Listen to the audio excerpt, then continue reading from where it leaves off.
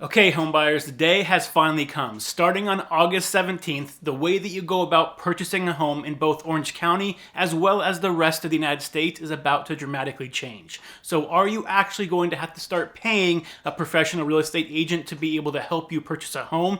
That's the exact question we're going to answer on today's episode. So let's go ahead and get into it. So today I'm going to cover three different topics. So number one, what exactly has changed in the way that homebuyers purchase a home in the United States starting on August 17th.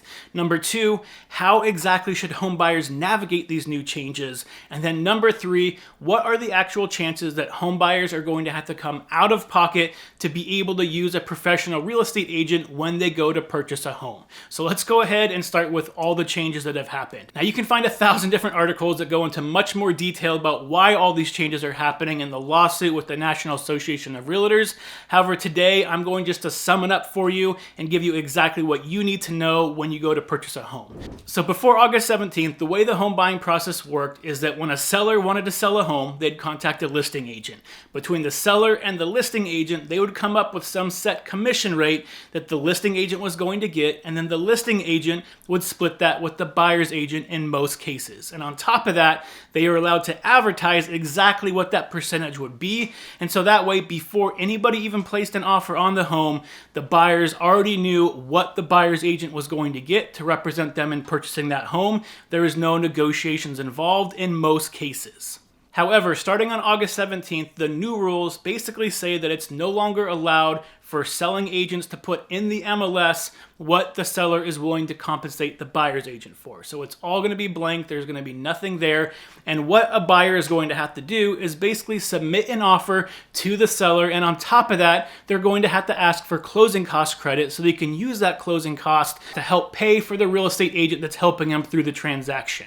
So instead of everything being pre-negotiated up front, this is going to be a case-by-case basis that you're going to have to submit with an offer every time as a buyer and ask for that closing cost credit to help pay for your agent. So the other major change because of this ruling starting on August 17th is the way that you go and look at homes. So before this ruling, you can contact an agent, say, I want to check out these 3 homes. They'd go show you those homes and no contracts had to be signed. If you didn't like the homes or didn't like the agents, you can just walk away. However, with this new ruling, even to see a single home, you are now going to have to sign what's called a buyer-broker agreement, which is basically just an agreement between you and the buyer's agent outlining the responsibilities of both parties. Now, before you go saying, I don't want to sign anything before I even met the agent to see if I work well with him, before I can see if he's knowledgeable about what's going on, don't worry. These contracts, at least in California, are going to be highly flexible. They could be anywhere from 1 day up to 3 months. And on top of that, you can also just specify a couple houses on there. So if you're not sure you want to work with them and you want to go check out a house, you can have that contract signed up that it only applies to the single property or maybe 1 or 2 properties. And then after that, you're released and you can go find another agent if you guys don't work well together. And this works both ways. So as a real estate agent, I also don't like committing up front to work with a buyer until I had a chance to meet them, fill them out, see if we're going to actually work well together. So this is going to be helpful in both situations. However, the biggest thing for buyers to know is that you're going to have to sign a contract. It's mandatory. Whether you call Zillow because you saw a listing you wanted to check out, or you contact your local real estate agent, no matter what agent you use, you're going to have to sign one of these forms. So at this point, you might be thinking to yourself, okay, so now I have to sign a form saying that I'm going to pay a real estate agent. And on top of that, when I submit an offer, I have no guarantee knowing if the seller is going to credit me money to help pay for that real estate agent. That doesn't sound like a great deal for the buyers. So now let's go ahead and talk about how you can navigate these new changes as a home buyer. So the first thing you're going to want to do as a home buyer before you start the process of looking for a home is you need to figure out what type of representation you want. There's basically 4 different ways to go about purchasing a home here in Orange County as well as most of the United States. So number 1, you can hire a professional real estate agent. Much like what you see today, they're going to walk you through the entire transaction and basically go from start to finish, representing your best interests, making sure you stay legally and financially out of trouble, and going through that whole process. The next option would be to hire a discount agent. So maybe someone that's just going to write the contract for you and not really help with finding the home or going through inspections or negotiations during escrow, and they may charge a little bit lower fee. The The next option would be to forgo any separate representation and go straight to the listing agent whenever you find a home that you like. So I never liked this. It's called dual agency. I'm hoping at some point it will be illegal, but it's basically saying that one agent is representing both the seller and the buyer's best interest at the same time, which in my opinion is pretty much impossible. That's like hiring a divorce attorney that's going to represent both the husband and the wife at the same time. It's just not going to work out.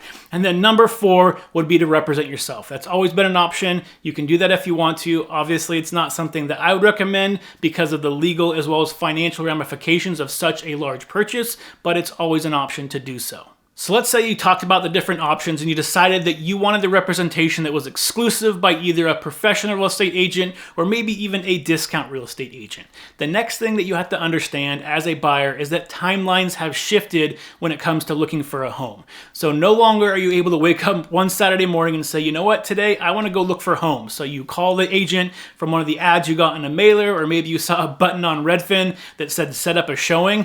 That's not something that I recommend most home buyers are going to do anymore, because again, you're going to need to sign some type of contract committing to that agent that's going to show you that property. So you really want to make sure you're doing your research before you start signing any of those contracts, which means that before you start looking for homes, it's going to be a good idea that you talk to multiple real estate agents and figure out which option might be the best fit for you long before you decide to start actually looking for homes. So this is something that you really have to shift that mindset of, if I think I'm gonna look for homes in October, then maybe a month before that, I need to start contacting real estate agents, interviewing them, and then figuring out which option is going to be best for me. But I wouldn't be surprised if you also start seeing real estate agents offer some type of tier pricing depending on the service they're giving you. So for instance, maybe they're just going through and setting up a basic search that's showing you all the active homes on the MLS, and maybe they're showing you a few homes and agreeing to write the offer for you, but that's about it. That might be one set price they're giving you. The next option up might be something like looking for homes that are off market that they've known about in the past. So let's say there's a canceled listing or an expired listing. They might be contacting those homeowners to see if they still might be interested in selling, and finding that off market inventory for you, taking up more of their time to do so, and a larger commitment of time is going to warrant a larger price increase. And then you're going to have the premium agents. They're going to say, not only am I doing all that stuff, but I'm also going to run geo-targeted ads around the area that you're looking to purchase a home, and I'm actually going to be spending money out of my pocket to help find you that hidden inventory that no one knows about yet, to see if I can find a home for you besides what's active on the MLS. And those are the type of services that are going to benefit you and are probably going to warrant a more premium price tag, because they're spending their own money out of pocket up front to try to find you those homes besides what's just active on the MLS, which is what most agents do right now. So you're going to have a lot of information to go over and a lot of different things to choose from. So again, it's good to get this out of the way before you decide to start looking for homes. That way, you know what agent you want to work with, you know you work well with them, you can get that contract signed and be confident when you start the home buying process. Now, let's say you did interview a bunch of agents and you're still not comfortable giving that long-term commitment to them. This is when you want to bring up those shorter contracts. So maybe let's go ahead and see some homes. Let's make the contract a week long, and anything I see during this week that I'll commit to you. But outside that, I want to make sure that we work well together, that you're providing me value, and then I'll recommit to a longer period after that. So just know, as a buyer, you have those rights in the contract to make them short, to make them long, to be only for specific homes. So make sure you use that option if you don't feel confident in the agent that you're trying to use.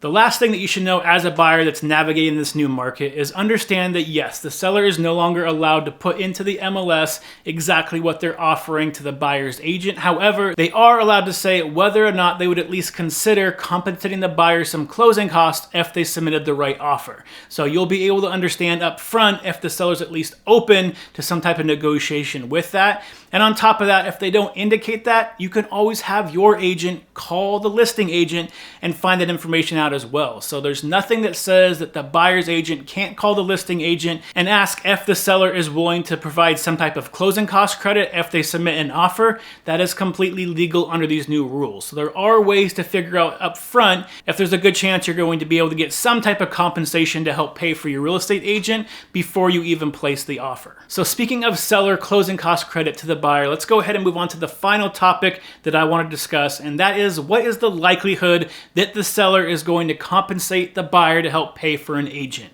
Well, the number one thing you're going to have to look at is what type of market we're in. Obviously, the hotter market we're in for sellers, the more offers they're getting, and the less they're going to want to be flexible in terms of how much they give back to the buyer to help them compensate their agent. So if we're in a hot seller's market, you have to understand that the seller is probably going to give less than if we're in a buyer's market where they're looking for buyers, they're probably going to be offering more. So you have to understand what the market is doing before you get into it to give you a general idea of what to expect from sellers. One of the other things that you really need to consider that I don't see talked about very often in terms of how likely it is the seller is going to credit the buyer some type of funds to help them pay for the buyer's agent is the way that the seller and the listing agent's contract works. So let me explain. So typically when a seller and a listing agent get together and agree on a commission, let's say it's 2.5% of the purchase price, they're also going through and negotiating, what if I get a buyer to come directly to me? And so basically the selling agent is working as the buyer's agent, that dual agency I talked about. They're usually going to negotiate a higher commission price of maybe 1% more. So instead of 2.5%, they're going to ask for 3.5% if a buyer goes directly to the listing agent, because the listing agent now has to do a lot more paperwork. They have to deal with other things like inspections. So there's more work on their end, so they expect to be compensated for that. It would make sense that if a buyer's agent bought a buyer and that buyer was asking for 1% closing cost credit, and you also have another buyer that's going directly to the listing agent, it's not going to be any difference in terms of the amount of money the seller's making, because either way, they're going to be paying that 1%. So even in a seller's market, I still think that there's a decent chance that most sellers are going to be at least willing and open to providing some type of closing cost credit to any buyer that comes to the property, because they already kind of had it in their head they might be paying a little bit higher rate anyway. And so knowing that should give you some comfort that when you place an offer and you ask them for closing cost credit, most of the time, hopefully, sellers should at least give you something on there. Now, it might not cover everything. However, they might pay for 75% of it, and then you would have to come out of pocket to cover any difference. Now, the last thing I want to bring up in terms of how likely it is that the seller is going to compensate the buyer some type of money to help them pay for a buyer's agent has to do with the type of people that are most negatively affected by these new rules, which have to be the first-time home buyers that just don't have a lot of cash in their bank account and can't afford to be able to hire a professional real estate agent to help them out and cover closing costs and down payment at the same time. So when you're looking at a home that's under $1 million, let's say for first-time home buyers in Orange County, odds are, if you're trying to purchase a home like that, most offers coming into that seller are going to be asking for some type of closing cost credit, because most of them are probably in the same position of not having a lot of cash on hand, and therefore they can't afford to pay an agent of their own. So if you're a seller and you have 10 offers coming in, maybe 9 of them are going to be asking for some type of closing cost credit, and another one is going to be a cash offer, but it's going to be much lower than the asking price. And in a lot of cases, it's still going to be a much better deal for the seller to offer some type of concession to one of those buyers that might be offering a higher purchase price, because ultimately it's going to net them the most amount of money. So understand that even though first-time home buyers are being impacted most negatively from this new ruling, there's also probably the largest chance of them getting some type of closing cost credit to help them afford to be able to use professional representation when they're purchasing a home. Now, for those buyers out there that are still skeptical and a little shocked about this whole situation, there are 2 points that I want to make here. So number one, I think there is definitely a pro to this happening for buyers right now, because it's going to weed out a lot of those part-time agents or agents that just didn't do their job and didn't provide value. In order to stay in business, buyer's agents are going to have to step up, provide a lot more value to you as a buyer to help walk you through that transaction and making sure that you understand everything, making the process as easy as possible, and then keeping you protected both legally as well as financially throughout the entire thing. So I think in general, over the years, this is going to produce a much better experience for anybody trying to purchase a home.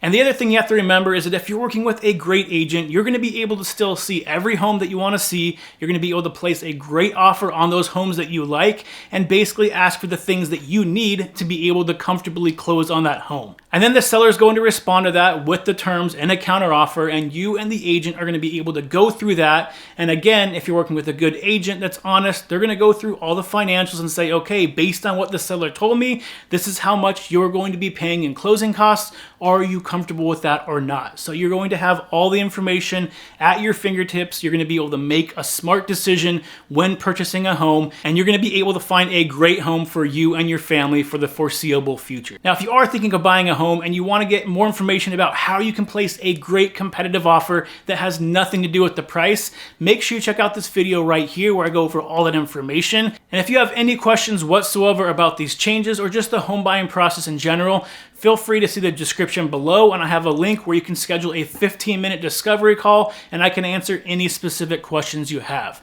So until next time, stay happy, stay healthy, and I will see you on the next show. Bye, everyone.